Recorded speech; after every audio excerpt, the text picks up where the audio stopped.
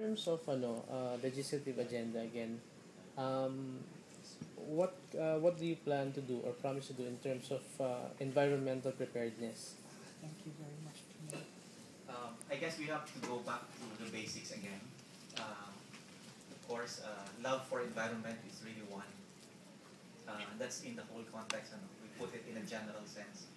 Um, the culture of stewardship, that we are the stewards of our country, the stewards of our environment. So love for the environment should really be instilled early on.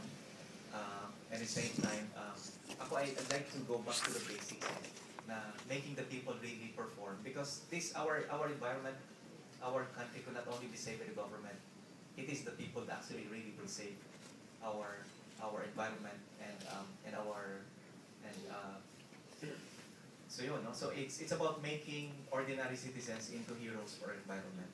So identifying what we can be done. Of course, we need legislation, we need protection for environment, we need to prosecute those who commit crimes against the environment. In fact, I have proposed this before, that even before I decided to run for the Senate, that we need to create an independent council for the environment. Alam mo sa US, if you recall, si Bill Clinton was prosecuted by an independent council, Office of the Independent Council.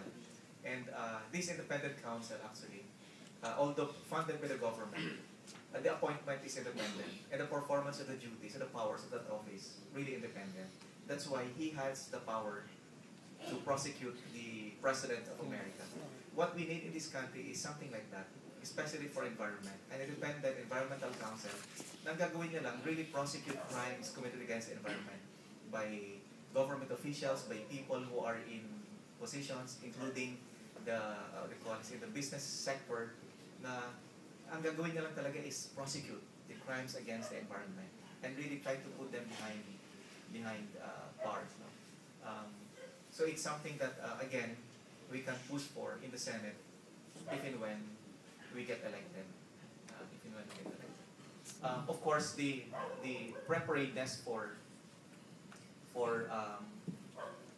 calamities, we need to do that sa level, but not only the NGOs, but really the citizens. But of course, the government will need to come up with an integrated plan for this to really involve the people, the citizens.